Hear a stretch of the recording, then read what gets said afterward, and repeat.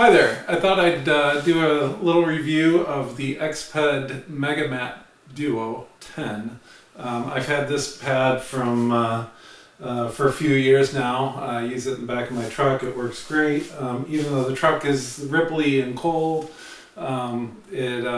this on top of it just takes all that away. It's great. It's a great pad. It is kind of pricey though, so you might wonder, is it worth it? Well, I guess you have to evaluate that yourself, but for the most part, this thing has been a pretty rugged workhorse. So I got my pad from REI probably about 5 years ago. I did struggle with the price a little bit, to be honest, but it does. You see, it gets pretty good reviews, 232 reviews and almost 5 stars. Specs on it are pretty good. The R value is excellent at 8.1. Construction is really solid on it in terms of seams and so forth. It's really quite good. They do make a Duomat 15 with more loft, but I think this strikes a good balance between basically the comfort and the size of the mattress. So there are a couple things with this pad. It's kind of like most of these self-inflating pads that use an open cell polyurethane. There's actually a little pump here that goes into the pad itself with a valve on it, and you plug this in and basically pump it up this way.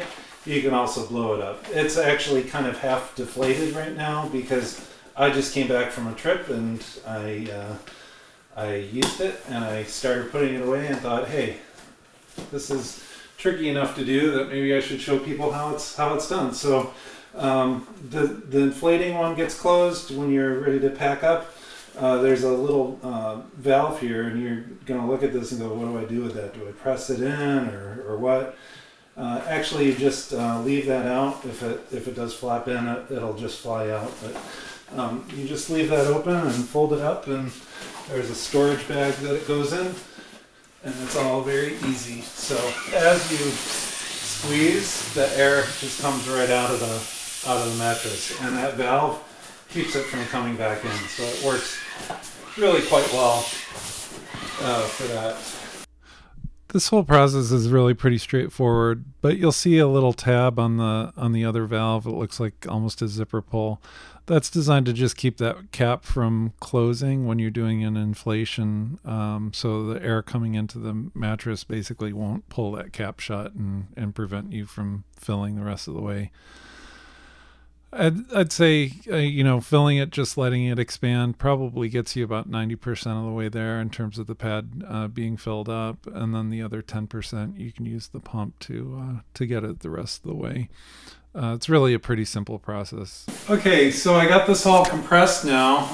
It basically, if you roll it up and just kind of squeeze it up and then fold it like that, it makes a fairly small unit. The pump can be stored either just like that, or you can compress it and close the top on it and leave it a little more compact, say like so. And by the way, this pump also works as an inflator. They say if you want to use your mouth and fill up the pad with that. So all of this really fits quite well with a little bit of wrangling in the bag that they provide as well. Pretty durable bag, heavy ripstop nylon. And that is ready for the next trip, and that's it. So it's a fairly lightweight thing. Once it's all stored up, it doesn't take a lot of space. Again, very comfortable, really high R rating on this, so it'll work in really cold weather, or works great in summer too, in hot weather. Perfect for a car, truck, or big tent. Not the smallest of pads for certain. Make sure that it fits in the tent that you're intending, or the vehicle that you're intending. I use it with just a double sleeping bag. It's just a Sierra Designs. Nothing too special about this. Don't need a lot of insulation with it, really. In most weather, just because of the type of camping you do with this. And again, not it's pretty lightweight, but not something you'd want to lug around. Don't take it backpacking. Find something else. And that's it. Thanks a lot.